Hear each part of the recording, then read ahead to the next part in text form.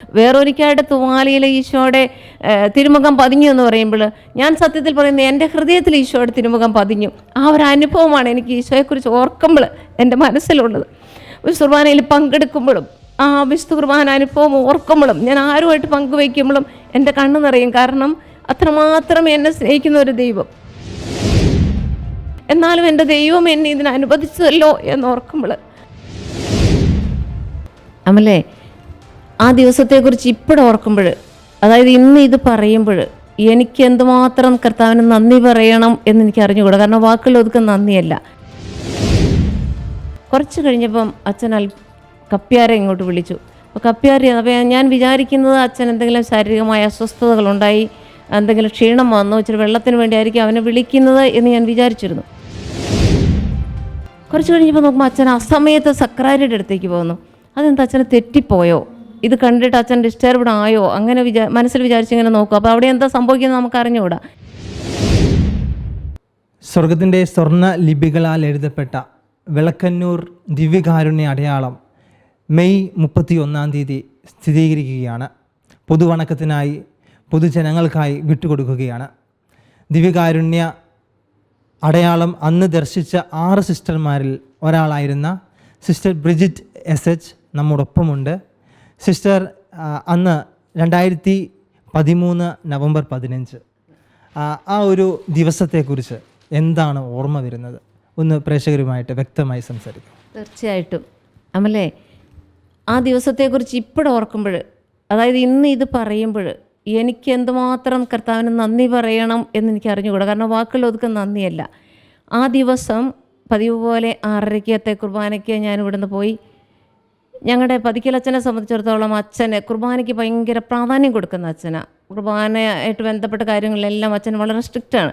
അപ്പം അന്ന് ഞങ്ങൾ കുർബാനയ്ക്ക് എത്തിയതിന് ശേഷം വളരെ ഭക്തിയോടെ, ഞാൻ എൻ്റെ ഒരു സ്വഭാവം അനുസരിച്ച് കണ്ണടച്ച് നിന്ന് ഞാൻ കുർബാനയിൽ പങ്കെടുക്കുക. ഭക്തിയോടെ അന്ന് കുർബാനയിൽ പങ്കെടുത്തുകൊണ്ടിരിക്കുമ്പോൾ പെട്ടെന്ന് ആ കർത്താവേ നിൻ്റെ പരിശുദ്ധാത്മാവ് എഴുന്നള്ളി വരട്ടെ എന്ന പ്രാർത്ഥനയിൽ നമ്മൾ തലകുനിച്ചാണല്ലോ നിൽക്കുക. അപ്പോൾ തലകുനിച്ച് നിൽക്കുമ്പോൾ അന്ന് ഞാൻ തലകുനിച്ച് നിന്നതിന് ശേഷം നോക്കുമ്പോൾ അച്ഛൻ ഒന്നും ചെല്ലുന്നില്ല. അച്ഛൻ കുറച്ച് സമയം സാധാരണ ഇങ്ങനെ നിൽക്കുന്നതാണ്, പക്ഷേ കുറേ സമയമായിട്ട് ഒന്നും ചെല്ലുന്നില്ല. അപ്പോൾ എന്താ സംഭവിച്ചതെന്ന് വിചാരിച്ച് ഞാനിങ്ങനെ തല ഉയർത്തി നോക്കുമ്പോൾ കാണുന്നത് അച്ഛൻ ഇങ്ങനെ കുനിഞ്ഞ് നിൽക്കുന്നു. ഒരു അസ്വസ്ഥതയും കാണിക്കുന്നില്ല, കുനിഞ്ഞിങ്ങനെ നിൽക്കുന്നു. കുറച്ച് കഴിഞ്ഞപ്പം അച്ഛൻ കപ്പ്യാരെ ഇങ്ങോട്ട് വിളിച്ചു. അപ്പോൾ കപ്പ്യാരെ, അപ്പോൾ ഞാൻ വിചാരിക്കുന്നത് അച്ഛൻ എന്തെങ്കിലും ശാരീരികമായ അസ്വസ്ഥതകളുണ്ടായി, എന്തെങ്കിലും ക്ഷീണം വന്നു, ഇച്ചിരി വെള്ളത്തിന് വേണ്ടിയായിരിക്കും അവനെ വിളിക്കുന്നത് എന്ന് ഞാൻ വിചാരിച്ചിരുന്നു. പക്ഷേ ആ കപ്പ്യാരെ വിളിച്ച് കപ്പ്യാരെ ചെന്ന് നോക്കി അത്ഭുതത്തോടെ ഇങ്ങനെ നോക്കുന്നത് കണ്ടു. തിരിച്ച് കപ്പ്യാരെ സ്ഥാനത്ത് തന്നെ വന്നു നിന്നു. അപ്പോൾ എൻ്റെ അടുത്താണ് കപ്പ്യാരെ നിന്നിരുന്നത്. അപ്പോൾ ഞാൻ വേഗം അവനെ വിളിച്ച് ചോദിച്ചു, അവനോട് അതിന് ശേഷവും അച്ഛനിങ്ങനെ കുനിഞ്ഞ് നിൽക്കുക. ഞാൻ വിൽസനോട് ചോദിച്ചു, വിൽസൻ എന്നെ പറ്റിയേ? അന്നേരം അവന് തിരുവോസ്തിയിൽ ഒരു ഈശോയുടെ രൂപം കാണുന്നു. എനിക്ക് എന്ത് പറയണമെന്നറിയത്തില്ല. ഞാനിങ്ങനെ അത്ഭുതത്തോടെ ഇങ്ങനെ ഈശോയുടെ കണ്ണടച്ച് വന്ന് പറഞ്ഞു, ഈശോയെ അങ്ങനെ ഒരു രൂപം കണ്ടെങ്കിൽ അത് എന്നെയും കൂടി കാണിക്കണേ, എനിക്കും കൂടെ കാണാൻ ഇടവരുത്തണേ എന്ന് ഈശോയോട് ഞാൻ ഹൃദയം നുറുങ്ങി പറഞ്ഞു. പിന്നെ ഞാനും അതുപോലെ കണ്ണടച്ച് തന്നു. പിന്നെ എന്താണ് അവിടെ സംഭവിക്കുന്നതെന്ന് ഇടയ്ക്ക് ഞാൻ തല ഉയർത്തി കണ്ണ് തുറന്ന് നോക്കുമ്പോൾ കാണുന്നത്, പിന്നെ പ്രാർത്ഥനകൾ അച്ഛൻ വളരെ സാവധാനം ചൊല്ലുന്നു, പ്രാർത്ഥനകൾക്കിടയ്ക്ക് ഇങ്ങനെ സ്റ്റക്ക് വരുന്നു. അങ്ങനെ കുറച്ച് കഴിഞ്ഞപ്പോൾ നോക്കുമ്പോൾ അച്ഛൻ അസമയത്ത് സക്രാരിയുടെ അടുത്തേക്ക് പോകുന്നു. അതെന്താ അച്ഛന് തെറ്റിപ്പോയോ, ഇത് കണ്ടിട്ട് അച്ഛൻ ഡിസ്റ്റർബ്ഡ് ആയോ, അങ്ങനെ മനസ്സിൽ വിചാരിച്ചിങ്ങനെ നോക്കും. അപ്പോൾ അവിടെ എന്താ സംഭവിക്കുന്നത് നമുക്ക് അറിഞ്ഞുകൂടാ. യഥാർത്ഥത്തിൽ പിന്നീട് സംസാരിച്ചപ്പോൾ മനസ്സിലായത് ചെറിയ തിരുവോസ്തി എടുക്കാൻ വേണ്ടിയിട്ട് അച്ഛൻ സക്രാരിയുടെ അടുത്ത് പോയതാണെന്ന്. അപ്പം ഞാൻ വിചാരിക്കുന്ന അച്ഛൻ തെറ്റിപ്പോയിട്ട് വരുന്നതാണ്. പിന്നെ തിരുവോസ്തി അച്ഛൻ എന്ന് ഉയർത്തുമ്പോൾ, ഞാൻ സ്വർഗത്തിൽ നിന്ന് ഇറങ്ങിയ ജീവനുള്ള അപ്പമാകുന്നു എന്ന് പറഞ്ഞ് തിരുവോസ്തി ഉയർത്തുമ്പോൾ അച്ഛൻ കുറേ സമയം, ഏതാണ്ട് ഒരു 3 മിനിറ്റോളം ഇത് ഉയർത്തിപ്പിടിക്കാറുണ്ട്. അന്ന് അച്ഛൻ വളരെ താഴ്ത്തി വളരെ ശാന്തമായിട്ട് ആ പ്രാർത്ഥന ചൊല്ലി അവസാനിപ്പിച്ചു. അപ്പോൾ ഇത് മുറിച്ച് ഭക്ഷിച്ചു എന്നാണ് ഞാൻ വിചാരിക്കുന്നത്. സ്വീകരിച്ചു. 14 ഈശോയുടെ രൂപം കണ്ടത് സ്വീകരിച്ചു എന്ന് വിചാരിച്ച് ഞാൻ ശാന്തമായിട്ട് നിൽക്കുക, കാണാൻ സാധിച്ചില്ലല്ലോ. പിന്നെ കുർബാന സ്വീകരിച്ചു കഴിഞ്ഞപ്പോൾ, കുർബാന തരാൻ വരുമ്പോൾ അച്ഛൻ്റെ മുഖം ചുമന്നിരിക്കുന്നുണ്ട്, നന്നായിട്ട് വിയർത്തിട്ടുണ്ട്. അപ്പം പതിവിലും പ്രത്യേകത മുഖത്തിൽ കാണുന്നുണ്ടായിരുന്നു. കുർബാന സ്വീകരിച്ച് അച്ഛൻ അങ്ങ് ചെന്നതിന് ശേഷം കപ്പ്യാരെ വീണ്ടും വിളിച്ചു. അപ്പോൾ കപ്പ്യാരോട് പറഞ്ഞത് ഇങ്ങനെയാണെന്നാണ് ഞങ്ങൾ പിന്നീട് അറിഞ്ഞത്. അതായത് ഞാനിത് സക്രാരിൽ വെച്ച് പൂട്ടട്ടെ. അപ്പോൾ വിൽസൺ പറഞ്ഞു, അച്ഛൻ ഞാൻ സിസ്റ്റർമാരോട് പറഞ്ഞു. അപ്പോൾ സിസ്റ്റർമാരോട് പറഞ്ഞെങ്കിൽ പിന്നെ ഞങ്ങളെ കാണിക്കണമല്ലോ. അതുകൊണ്ട് അച്ഛൻ വേഗം പീലാസയിൽ തിരുവോസ്തി എടുത്ത് അൾത്താരയുടെ അടുത്തേക്ക്, അതായത് ബേമയുടെ അടുത്തേക്ക് വന്നു. അപ്പോൾ എനിക്ക് ഈ ഓർമ്മയുള്ളത് കൊണ്ട് ഞാൻ വേഗം ബേമയുടെ അടുത്തേക്ക് ഓടിച്ചെന്ന് അവിടെ ചെന്ന് ഞാൻ നോക്കുമ്പോൾ കാണുന്നത്, എനിക്ക് മനസ്സിലെൻ്റെ ആ ചിത്രം ഇപ്പോഴും മനസ്സിൽ കിടക്കുന്നുണ്ട്. അതായത് ഇപ്പോഴാ കാണുന്ന ചിത്രത്തെക്കാൾ കൂടുതൽ സേവിയർ ഓഫ് ജീസസ് എന്ന് പറഞ്ഞൊരു ചിത്രമുണ്ടല്ലോ, അതെൻ്റെ മനസ്സിൽ ഞാൻ എന്നും സൂക്ഷിക്കുന്ന ഒരു ചിത്രം. അതാണ് എനിക്ക് കാണാൻ സാധിച്ചത്. അത് കണ്ടു കഴിഞ്ഞപ്പോഴത്തേക്കും ഞാനിങ്ങനെ ഉറക്കെ എൻ്റെ ഈശോയെ എന്ന് പറഞ്ഞിട്ട് ഉറക്കെ കരഞ്ഞു. അപ്പോഴേക്കും ആൾക്കാരെല്ലാവരും, എനിക്ക് തോന്നുന്നു ഒരു 10-60 പേരെ പള്ളിയിലുള്ളു വന്ന്. അതൊരു ചരമവാർഷികമായിട്ട് ബന്ധപ്പെട്ട് ഇത്രയും കൂടുതൽ ആൾ വന്നത്. അന്ന് ഇവരെല്ലാവരും കണ്ടു. എല്ലാവരും കൂടെ ഉച്ചത്തിൽ, കുറേ പേര് ഉച്ചത്തിൽ ഈശോ എന്ന് വിളിച്ചു സ്തുതിച്ചു. പിന്നെ വലിയൊരു ആഘോഷം തന്നെ, എന്നൊരു സ്തുതിപ്പിൻ്റെ ഒരു ആരവം തന്നെ അവിടെ നിന്ന് ഉയർന്നു. പിന്നെ അച്ഛൻ ഇന്ന് ഉയർത്തി ഒന്നുകൂടെ ഞങ്ങളെ കാണിച്ചതിന് ശേഷം അച്ഛൻ തിരിച്ച് സക്രാരിൽ കൊണ്ടുവച്ച് പൂട്ടി. ആ ഒരു സമയത്ത് ജനങ്ങൾ കുറേ പേര്, ഇവിടെ ഏകദേശം 10,000-കണക്കിന് ആളുകൾ ഇവിടെ എത്തിച്ചേർന്നു. അതെങ്ങനെയാണ്, പിന്നീട് എന്താണ് സംഭവിച്ചത്? ഞങ്ങൾ പള്ളിയിൽ കഴിഞ്ഞതിന് ശേഷം ഉടനെ ഓടി ഞാൻ വേഗം മഠത്തിൽ വന്നു. എനിക്ക് ആരെയെല്ലാം വിളിക്കും, അവരെയെല്ലാം ഞാൻ ഫോൺ വിളിച്ചു. അതുപോലെ തന്നെ പള്ളിയിലുണ്ടായിരുന്നവരെല്ലാവരും ഫോൺ വിളിച്ചു. എനിക്ക് തോന്നുന്നു ഈ ഇടവകയിൽ മുക്കിലും മൂലയിലൊക്കെ പണിയെടുത്തുകൊണ്ടിരുന്നവർ, പണി വേഷത്തിൽ തന്നെ ഓടി പള്ളിമുറ്റത്തേക്ക് വന്ന കുറേ പേരുണ്ട്. ഞാൻ ഫോൺ വിളിച്ചതിന് ശേഷം ഫോൺ എടുത്ത് പള്ളിമുറ്റത്ത് ചെന്നു. ഞാൻ ചെല്ലുമ്പോൾ കാണുന്ന പള്ളിമുറ്റം നിറഞ്ഞു. കാരണം റബ്ബർ വെട്ടിക്കൊണ്ടിരുന്നവർ ആ വേഷത്തിൽ, നൈറ്റി ഇട്ട് പാലെടുത്തുകൊണ്ടിരുന്നവർ, റബ്ബർ പാലെടുത്തുകൊണ്ടിരുന്നവർ ആ വേഷത്തിൽ, അങ്ങനെയൊക്കെ ആൾക്കാർ വന്നു. അങ്ങനെ 8:45 അച്ഛൻ വീണ്ടും തുറന്നതിന് ശേഷം ആ സമയം കൊണ്ട് ജനത്തെ നിയന്ത്രിക്കാൻ പറ്റാത്ത വിധം ആൾക്കാർ വന്നുകൊണ്ടിരുന്നു. അങ്ങനെ എല്ലാവരും കണ്ട്, ഇങ്ങനെ കാണുന്നവർ എനിക്ക് കാണുമ്പം കരഞ്ഞിറങ്ങി പോകുന്നു. എനിക്ക് അന്നേരം തുടങ്ങി എൻ്റെ കണ്ണ് നിറഞ്ഞൊഴുകുക ഞാൻ അവിടെ നിന്ന് കാണുമ്പോൾ. പിന്നെ 9:30 സ്കൂളിൽ ഞാൻ സ്കൂളിലെ എച്ചമായിരുന്നു. സ്കൂളിൽ മണി അടിക്കേണ്ടത് കൊണ്ട് ഞാൻ സ്കൂളിലേക്ക് പോയി. 9:30 ആയപ്പോൾ ഞാൻ സ്കൂളിലെ കുട്ടികളെ കൂട്ടി വീണ്ടും ഒരു 10 മണിയോടുകൂടി വീണ്ടും അത് വെച്ച് പൂട്ടി. വീണ്ടും 10 മണിയോടെ അച്ഛൻ തുറന്നു. അപ്പം ഞാൻ സ്കൂളിലെ കുട്ടികളെ കൂട്ടി ലൈനായിട്ട് സ്കൂളിലേക്ക് ഇവിടെ കൊണ്ടുവന്ന് കാണിച്ചു. അപ്പോൾ കുട്ടികളെല്ലാം കാണുന്നു. അപ്പോൾ എനിക്കൊരു പ്രത്യേകത കാണാൻ സാധിച്ചത്, അച്ഛൻ ഏതാണ്ട് 2 മണിക്കൂറോളം ഈ തിരുവോസ്തി കയ്യിൽ പിടിച്ചു. നമുക്കറിയാം, ഞങ്ങളൊക്കെ ഈ ഓസ്തികൾ കൈകാര്യം ചെയ്യുന്നുണ്ട്. അപ്പോൾ നമ്മളൊന്ന് മുറുക്കെ പിടിച്ചാൽ അത് അലിഞ്ഞു പോകും. ഇത് യാതൊരു പരിക്കും അതിന് പറ്റാതെ ഏതാണ്ട് 2 മണിക്കൂറോളം അച്ഛനിതിങ്ങനെ പിടിച്ചു നിൽക്കുമ്പോൾ ഞങ്ങൾക്ക് കാണാൻ സാധിക്കുന്നത്, അവിടുന്ന് എന്തോ സംസാരിക്കുന്ന ഒരു ഈശോയുടെ അവസ്ഥ. ഞങ്ങളോട് എന്തോ ഇങ്ങനെ പറയാൻ. എൻ്റെ മനസ്സിൽ വരുന്നത്, ഈ വിളക്കന്നൂർ ഇടവകയിൽ ഒരു ആത്മീയ ഉണർവുണ്ടാകണമെന്ന് ഞാൻ പണ്ട് ഹൃദയപൂർവ്വം പ്രാർത്ഥിച്ചു കൊണ്ടിരുന്ന ഒരാളാണ്. അപ്പോൾ ഞാൻ വിചാരിക്കുന്നു, അങ്ങനെ ഒരു ഉണർവിന് വേണ്ടി കർത്താവ് ഇവിടെ ഇറങ്ങി വന്നതാണ്. പിന്നെ ദൂരോട്ട് പോകും തോറും മാറി നിൽക്കുമ്പോൾ അത് കൂടുതൽ ക്ലിയർ ആയിട്ട് കാണാൻ സാധിക്കുന്നു. അങ്ങനെ ഒരു 11 മണി വരെ ഏതാണ്ടോ അച്ഛനെ വിശുദ്ധ കുർബാന ഈ കയ്യിൽ തന്നെ പിടിച്ചുകൊണ്ടിരുന്നു. അങ്ങനെയാണ് ഒരു 11:30 ആയപ്പോഴാണെന്നാണ് എൻ്റെ ഓർമ്മ. രൂപതയിൽ നിന്ന് ഒരു മെസ്സേജ് കിട്ടി, സക്രാരിൽ വെച്ച് പൂട്ടാൻ. അങ്ങനെ വെച്ച് പൂട്ടി. പിന്നെ ഒരു 2-2:30 ആയപ്പോൾ രൂപതയിൽ നിന്ന് ആൾ വന്നു, അത് തുറന്നപ്പോൾ അച്ഛൻ ഞങ്ങളോട് പിന്നീട് പറഞ്ഞത്, അവരത് സക്രാരിൽ വെച്ച് പൂട്ടാനായിരിക്കും വന്നത്. അങ്ങനെയാണ് അവരുടെ വിശ്വാസവർഷ ധ്യാനം ഈ ഫൊറോനയിൽ നടന്നുകൊണ്ടിരിക്കുക. ഇപ്പോൾ ജനം മുഴുവൻ ഇങ്ങോട്ട് ഓടിക്കൂടുവാണ്. നമ്മുടെ ഫോണിൻ്റെ റേഞ്ച് എല്ലാം തീർന്നു. പിന്നെ ഞങ്ങൾക്ക് സ്കൂളിൽ ക്ലാസ് എടുക്കാൻ പറ്റാണ്ടായി. ഞാനൊന്നും അന്ന് ക്ലാസ്സിൽ കയറിയിട്ടില്ല, ഓഫീസിലൊന്നും കയറിയിട്ടില്ല. കാരണം ഞങ്ങളിങ്ങനെ ആൾക്കാരെ ഗൈഡ് ചെയ്ത് വിടുമായിരുന്നു. അത് കഴിഞ്ഞ് 2:30 ആയപ്പോഴത്തേക്കും ഇവിടെ എനിക്ക് തോന്നുന്നു ഒടുവള്ളിത്തട്ട് തുടങ്ങി ഇങ്ങോട്ട് ആൾക്കാർ ക്യൂ ആയി. ഇവിടെ നടുവിൽ കവല തുടങ്ങി ഇങ്ങോട്ട് ക്യൂ ആയി. നമ്മുടെ ഈ ശബരിമലയ്ക്ക് പോകുന്ന അയ്യപ്പന്മാരുടെ നോമ്പെടുക്കുന്ന അയ്യപ്പന്മാർ, പിന്നെ ഇവിടെയുള്ള മുസ്ലിം സഹോദരങ്ങൾ, അവരൊക്കെയാണ് ഈ ട്രാഫിക് കൺട്രോൾ ചെയ്യുന്ന ആ ദിവസങ്ങളിൽ. കാരണം അത്രയും ജനനിബിഡമായിരുന്നു ഇവിടെ. പിന്നെ കുറേ പോലീസിനെയൊക്കെ കാണാൻ സാധിച്ചു. അത് കഴിഞ്ഞ് ആൾക്കാർ ഇങ്ങനെ ഇത്രയും ജനത്തെ കണ്ടപ്പോൾ രൂപതയിൽ നിന്ന് വന്നൊരു നമ്മുടെ അരളിക്കയിൽ വെച്ച് പരസ്യമായിട്ട് കാണിക്കാൻ വെച്ചു. അപ്പോൾ ആ സമയത്ത് ഞാനിങ്ങനെ ആൾക്കാരെ ഏറ്റവും മുന്നിൽ തന്നെ ഞാൻ നിന്നു. ആൾക്കാരെ കൺട്രോൾ ചെയ്യുന്ന ആ മേഖലയിലായിരുന്നു ഞാനുണ്ടായിരുന്നത്. എനിക്ക് മുഴുവൻ സമയം ഇങ്ങനെ കാണാം. അപ്പം ഞാൻ കാണുമ്പോഴെല്ലാം ഈ കാണുന്നവർ കണ്ണ് നിറഞ്ഞും കരഞ്ഞും ഇതിൽ കടന്നു പോകുന്നത് നമുക്ക് കാണാം. പിന്നെ ആ ദിവസങ്ങളിലൊക്കെ കുറേ അത്ഭുതങ്ങളെക്കുറിച്ചൊക്കെ ഞങ്ങൾ കേട്ടിരുന്നു. അവിടെ രോഗം മാറി, ഒരു പശു വീണ് കിടന്ന ഒരു പശു എഴുന്നേറ്റു, ഇങ്ങനെയൊക്കെ കുറേ അത്ഭുതങ്ങളെക്കുറിച്ചൊക്കെ ഞങ്ങൾ കേട്ടിരുന്നു. അങ്ങനെ ഒരു 5:30 എനിക്ക് അതിന് ശേഷം ഒരു 12:30 രാത്രി ഒരു 11 മണിക്ക് ശേഷമാണ് പിന്നെ ഇത് അടയ്ക്കുന്നത്. ആ സമയം മുഴുവൻ ഞങ്ങളവിടെ ഉണ്ട്. അപ്പോൾ ഇതിനോട്ടിടയ്ക്ക് ഭക്ഷണം കഴിക്കാൻ പോലും ഞങ്ങൾ മറന്നുപോയി. ഞങ്ങൾ രാവിലെ ബ്രേക്ക്ഫാസ്റ്റ് ഉണ്ടാക്കി വെച്ചിട്ട് പോയതാണ്. എൻ്റെ ഫോണിൻ്റെ ചാർജ് തീർന്നപ്പോൾ ഞാൻ ഇവിടെ വന്ന് ഫോൺ ചാർജ് ചെയ്യാൻ നോക്കുമ്പോൾ ദാഹിക്കുന്നുണ്ട്. വെള്ളം കുടിക്കാൻ നോക്കുമ്പോഴാണ് ഞങ്ങൾക്ക് മനസ്സിലായത് രാവിലെ ഉണ്ടാക്കി വെച്ച ബ്രേക്ക്ഫാസ്റ്റ് ഇവിടെ ഇരിപ്പുണ്ട്.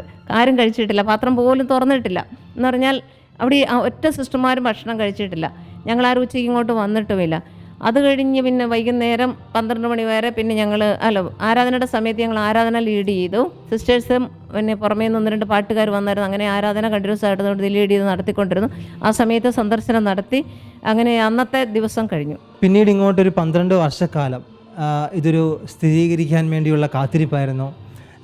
നമ്മൾ കണ്ടവരാരും വിചാരിച്ച് കാണില്ല ഈ ഒരു സ്ഥിരീകരണം അവർ ജീവനോടെ ഉള്ളപ്പോൾ തന്നെ വത്തിക്കാനിൽ നിന്ന് ഇതുണ്ടാകുമെന്ന്. കാരണം ഇതൊരു വലിയ നീണ്ട പ്രോസസ്സാണ്. അപ്പോൾ എങ്ങനെ തോന്നുന്നു ഈ ഒരു 12 വർഷക്കാലം പിന്നിട്ട് നോക്കുമ്പോൾ? സങ്കീർത്തനം 116:12 പറയുന്ന വചനം ഇങ്ങനെയാണ്: കർത്താവ് എൻ്റെ മേൽ ചൊരിഞ്ഞ അനുഗ്രഹങ്ങൾക്ക് ഞാൻ എപ്രകാരം നന്ദി പ്രകാശിപ്പിക്കും. രക്ഷയുടെ പാനപാത്രം ഉയർത്തി ഞാൻ അവിടുത്തെ തിരുനാമം പ്രഘോഷിക്കും. ആ ഒരവസ്ഥയാണ് എനിക്ക് ഫീൽ ചെയ്ത ഈ 12 വർഷക്കാലം. കർത്താവ് എനിക്ക് വേണ്ടി ഈ ഭൂമിയിലേക്ക് ഇറങ്ങി വന്ന, പ്രത്യേകിച്ച് ഒരു വിശുദ്ധ കുർബാന അനുഭവത്തിന് വേണ്ടി ഞാനിങ്ങനെ എന്ന് പറഞ്ഞാൽ ആഗ്രഹിച്ചിരുന്നു. പരിശുദ്ധവും പരിപാവനവും ശ്രേഷ്ഠവുമായ വിശുദ്ധ കുർബാനയിൽ ഈശോയുടെ സാന്നിധ്യമുണ്ട് എന്ന് എനിക്കറിയാം. ആ ഒരു ബോധ്യത്തോടെയാണ് ഞാൻ വിശുദ്ധ കുർബാനയിൽ പങ്കെടുക്കുക. പക്ഷെ കാണാതെ വിശ്വസിക്കുന്നവൻ ഭാഗ്യവാൻ എന്ന് വചനത്തിൽ പറയുമ്പോഴും അത് കണ്ട് വിശ്വസിക്കാനുള്ളൊരാഗ്രഹം നമ്മുടെ ഉള്ളിലുണ്ടാവുമല്ലോ. ആ ഒരു ആഗ്രഹത്തിൽ ഞാനിങ്ങനെ പ്രാർത്ഥിച്ചു, ഈശോ ഒരു ദിവ്യകാരണ അനുഭവം എനിക്കൊന്ന് തരണേ എന്ന് ഞാൻ കൊതിച്ച് പ്രാർത്ഥിച്ചിരുന്നു. അപ്പോൾ ഈ ഒരു അനുഭവം എനിക്ക് കിട്ടിക്കഴിഞ്ഞപ്പോൾ എനിക്ക് മനസ്സിലായി, ആ പുറപ്പാട് 9:16 പറയുന്നുണ്ട്, എൻ്റെ ശക്തി നീ നിന്നെ അറിയിക്കുന്നതിനും എൻ്റെ നാമം ലോകം മുഴുവൻ പ്രഘോഷിക്കുന്നതിനും വേണ്ടിയാണ് ഞാൻ നിന്നെ ജീവിക്കാൻ അനുവദിച്ചത്. ഇന്ന് പുറകോട്ട് തിരിഞ്ഞു നോക്കുമ്പോൾ എനിക്കത് സത്യമാണെന്ന് തോന്നുന്നു. കാരണം ഞാൻ വിശുദ്ധ കുർബാനയുടെ അത്ഭുതം നടന്നതിന് ശേഷം 7 വർഷം ഞാൻ ഈ സ്കൂളിലെ എച്ചമായിരുന്നു. അതിനുശേഷം ഞാൻ ഇവിടെ നിന്ന് സ്ഥലം മാറിപ്പോയതിന് ശേഷവും വീണ്ടും ഇവിടെ ഏത് ആഘോഷം വന്നാലും, വിശുദ്ധ കുർബാനയായിട്ട് ബന്ധപ്പെട്ട ഏത് ആഘോഷം വന്നാലും ആ സമയത്ത് ഞാനിവിടെ ഉണ്ട്. കാരണം എനിക്കത് മറക്കാൻ പറ്റത്തില്ല. എൻ്റെ ഉള്ളിൽ വേറൊരിക്കലായിട്ട് തൂവാലയിൽ ഈശോയുടെ തിരുമുഖം പതിഞ്ഞു എന്ന് പറയുമ്പോൾ ഞാൻ സത്യത്തിൽ പറയുന്നത് എൻ്റെ ഹൃദയത്തിൽ ഈശോയുടെ തിരുമുഖം പതിഞ്ഞു. ആ ഒരു അനുഭവമാണ് എനിക്ക് ഈശോയെക്കുറിച്ച് ഓർക്കുമ്പോൾ എൻ്റെ മനസ്സിലുള്ളത്. വിശുദ്ധ കുർബാനയിൽ പങ്കെടുക്കുമ്പോഴും ആ വിശുദ്ധ കുർബാന അനുഭവം ഓർക്കുമ്പോഴും ഞാൻ ആരുമായിട്ട് പങ്കുവയ്ക്കുമ്പോഴും എൻ്റെ കണ്ണ് നിറയും. കാരണം അത്രമാത്രം എന്നെ സ്നേഹിക്കുന്ന ഒരു ദൈവം, അതിനുള്ള യോഗ്യതയൊന്നും എനിക്കില്ല, എന്നാലും എൻ്റെ ദൈവം എന്നെ ഇതിന് അനുവദിച്ചതല്ലോ എന്നോർക്കുമ്പോൾ എനിക്ക് നന്ദി പറയാൻ വാക്കുകളില്ല. അപ്പം ശരിക്കും പറഞ്ഞാൽ കർത്താവിൻ്റെ ശക്തി എന്നെ അറിയിക്കുന്നതിനും, ഞാൻ ഈ വചനം ലോകം മുഴുവൻ കർത്താവ് ഇന്നും ജീവിക്കുന്നവനാണ്, അല്ലെങ്കിൽ എൻ്റെ സിരകളിൽ കൂടി ഓടുന്ന കർത്താവിൻ്റെ തിരുരക്തമാണ് എന്ന് ഞാൻ എൻ്റെ ജീവിതം കൊണ്ട് പ്രഘോഷിക്കുന്നതിന് വേണ്ടിയാണ് എൻ്റെ ദൈവം ജീവിക്കാൻ അനുവദിച്ചത് എന്ന് ഞാനിങ്ങനെ ഓരോ ദിവസവും അയവിറക്കാറുണ്ട്. പിന്നെ ഓരോ സംഭവങ്ങളിലും എനിക്ക് തോന്നുന്നത്, ഞാനിവിടെ ഉണ്ടായിരുന്ന വർഷമാണ് ഇവിടെ പ്രത്യക്ഷപ്പെട്ടത്. ഞാനിവിടെ ഉള്ളപ്പോഴാണ് വിശുദ്ധ കുർബാന തലശ്ശേരിയിൽ നിന്ന് വീണ്ടും തിരിച്ചു കൊണ്ടുവന്നത്. അവിടുന്ന് തിരിച്ചു കൊണ്ടുപോകുമ്പോഴും അപ്രതീക്ഷിതമായിട്ട് ഞാനൊരു രാത്രിയിൽ ഇവിടെ ഒരു 13 ആരാധനയ്ക്ക് വേണ്ടി നൈറ്റ് വിജിലിന് വേണ്ടി വന്നതാണ്. ആ ദിവസം ഇത് കൊണ്ടുപോകുന്ന ആ സമയത്ത് ഞാനിവിടെ ഉണ്ട്. പിന്നെ എത്ര പ്രാവശ്യം ഇവിടെ ആഘോഷങ്ങൾ നടത്തിയോ ആ എല്ലാ വർഷവും ഞാനിവിടെ വരും. ഒരു കൊറോണ കാലത്ത് 1-2 വർഷം ഒഴികെ ബാക്കി എല്ലാ വർഷവും ഞാനിവിടെ ഉണ്ടായിരുന്നു. കാരണം അത്രമാത്രം എൻ്റെ ഹൃദയത്തിൽ ഈശോയുടെ ചിത്രം പതിഞ്ഞിരുന്നു. സങ്കീർത്തനം 34:5 പറയുന്നുണ്ടല്ലോ, അവിടുത്തെ നോക്കിയവർ പ്രകാശിതരായി. സത്യത്തിൽ ആ പ്രകാശം എൻ്റെ ഉള്ളിൻ്റെ ഉള്ളിലുണ്ട്. അതുകൊണ്ടാണ് ആ പ്രകാശം ഇങ്ങനെ ജ്വലിക്കുന്ന സമയത്ത് ഇങ്ങോട്ട് ഓടി എത്തണം എന്നൊരാഗ്രഹം എനിക്കുള്ളത്. റിട്ടയർഡ് ആയതിനു ശേഷം ഞാൻ 1 വർഷം ഞാനിവിടെ ഉണ്ടായിരുന്നു. ആ സമയത്താണ് വിശുദ്ധ കുർബാന ഇവിടെ സ്ഥാപിച്ചത് വീണ്ടും. അപ്പോൾ ആ ദിവസം പള്ളിയിൽ ശുശ്രൂഷ ചെയ്യുവാനും ഫ്ലോർ വെച്ച് വെക്കുവാനും അൽത്താര അലങ്കരിക്കാനും ഒക്കെ പ്രധാന ഉത്തരവാദിത്വം ഏറ്റെടുത്തുകൊണ്ടിരുന്നത് ഞാനാണ്. അപ്പോൾ എനിക്ക് എന്തുമാത്രം നന്ദി പറഞ്ഞാലും പറ്റില്ല. കാരണം കർത്താവ് എത്രയോ നല്ലവനാണ്, നിങ്ങൾ തന്നെ അനുഭവിച്ചറിയുവിനെന്ന് ലോകത്തോട് പ്രഘോഷിക്കാൻ എനിക്കൊരവസരം ദൈവം തന്നല്ലോ എന്ന് ഓർക്കുമ്പോൾ എനിക്ക് ഒത്തിരി നന്ദിയുണ്ട് കർത്താവിനോട്. ഇനി ഞാൻ റിട്ടയർ ആയതിനു ശേഷം ഒരു സ്കൂളിലെ എച്ചമായിട്ട്, പ്രൈവറ്റ് സ്കൂളിലെ എച്ചമായിട്ട് ഞാൻ പോയിരുന്നു, ആലക്കോട് നിർമ്മല സ്കൂളിലെ. തിരിച്ചു വന്നതിന് ശേഷം വചനപ്രഘോഷണ രംഗത്തേക്ക് എന്നെ സഭ നിയോഗിച്ചു. ഒരു സുവിശേഷ പ്രഘോഷണത്തിൻ്റെ ലീഡറായിട്ട് എന്നെ നിയോഗിച്ചു. ഇന്ന് ഈ അത്ഭുതം ഇവിടെ ഉറക്കെ പ്രഘോഷിക്കുമ്പോൾ, ജനത്തിന് മുന്നിൽ പ്രദർശിപ്പിക്കുമ്പോൾ, ഞങ്ങളുടെ ഒരു വലിയ ഇവാഞ്ചുലേഷൻ ടീം വയട്ട് പറമ്പ് സന്തോഷഭവൻ എന്ന് പറയുന്ന, അത് ബാലമന്ദിരമായിരുന്നു, അത് നമ്മൾ പൊട്ടി അത് വേണ്ടായി എന്ന് വെച്ചു. അതിനുശേഷം ഞങ്ങളുടെ ഒരു ടീം അവിടെ ഫോം ചെയ്തു. സത്യത്തിൽ ഇന്നാണ് ഞങ്ങൾ 6 പേരും ഒന്നിക്കുന്ന ദിവസം. അപ്പോൾ ഈ ദിവസം തന്നെ ദൈവം ഈ കർത്താവിൻ്റെ നാമം ലോകം മുഴുവൻ വിളിച്ചറിയിക്കാൻ വേണ്ടി ഞങ്ങളെ തിരഞ്ഞെടുത്ത് ഒരു ഒറ്റ ഗ്രൂപ്പായിട്ട് അവിടെ നിർത്തി എന്ന് പറയുമ്പോൾ ഇതൊരു ദിവ്യകാരണ അനുഭവമാണ് എന്ന് എനിക്ക് ഉറക്കെ പ്രഘോഷിക്കാൻ സാധിക്കും. അതുപോലെ തന്നെ എൻ്റെ നാമം ലോകം മുഴുവൻ അറിയപ്പെടുവാൻ എന്ന് ഞാൻ വിചാരിക്കുന്നത് ഇതാണ്: വിശ്വാസികൾക്കറിയാം വിശുദ്ധ കുർബാനയിൽ ഈശോയുടെ സാന്നിധ്യമുണ്ട് എന്ന്. എന്നാൽ വിജാതീയനായ ഒരു വ്യക്തി ഈ വിശുദ്ധ കുർബാനയുടെ പ്രാധാന്യം തിരിച്ചറിയില്ല. അപ്പോൾ അവനിത് കാണുമ്പോൾ ഇതിനുള്ളിൽ ഈശോയുണ്ട് എന്ന് നമ്മൾ പ്രഘോഷിക്കാതെ തന്നെ അവൻ അനുഭവിച്ചറിയാൻ വേണ്ടിയിട്ടാണ് ഈശോ ഇങ്ങനെ ഒരു അവസരം ദൈവം ഒരുക്കി തന്നത്. പിന്നെ ഞാൻ ഓർക്കുന്നത്, അന്ന് ഞാൻ വിചാരിച്ചത്, ഞാനൊക്കെ ഈ പോയപ്പോൾ നമുക്കറിയാം ലാഞ്ചിയാനോയിലെ അത്ഭുതം പ്രഘോഷിക്കാൻ കുറേ, അതായത് പ്രഖ്യാപിക്കാൻ കുറേ വർഷങ്ങളെടുത്തു. അപ്പോൾ ഈ അത്ഭുതം പ്രഖ്യാപിക്കാൻ ഈ ചുരുങ്ങിയ 12 വർഷം എടുത്തോളെന്ന് പറയുമ്പോൾ പതിക്കലച്ഛൻ പറഞ്ഞത് ഞാൻ ആവർത്തിച്ച് പറയാം, ഞാൻ ജീവിച്ചിരിക്കുന്ന കാലത്ത്. അപ്പോൾ ഇതിനു വേണ്ടിയാണ് ഞാൻ മാത്രമല്ല ഇന്ന് ഈ തലമുറ ജീവിച്ചിരിക്കുമ്പോൾ അവരെല്ലാവരും കർത്താവിൻ്റെ നാമം പ്രഘോഷിക്കാൻ വേണ്ടിയിട്ടാണ് കർത്താവ് ഈ വിളക്കന്നൂർ ഇടവകയിൽ പ്രത്യക്ഷപ്പെട്ടതെന്ന് ഞാൻ ഓർക്കുകയാണ്. പ്രത്യേകിച്ച് എൻ്റെ ദിവ്യകാരുണ്യ അനുഭവം കുറേ കൂടി ആഴപ്പെടുത്താൻ വേണ്ടിയിട്ടാണ് ദൈവം എന്നെ ഇതിനെ അനുവദിച്ചതും. ഇനി ലോകത്തിൻ്റെ മുൻപിൽ നിന്ന് പറയുമ്പോൾ ഈ കർത്താവ് ഇവിടെ ഉണ്ട് എന്ന് അടയാളം കാണിച്ച് പറയാൻ മാത്രം ആൾക്കാർക്കൊരു പരസ്യ സാക്ഷ്യമായിട്ട് എനിക്ക് ചെയ്യാൻ സാധിക്കും എന്നൊരു ആത്മവിശ്വാസം എനിക്കുണ്ട്.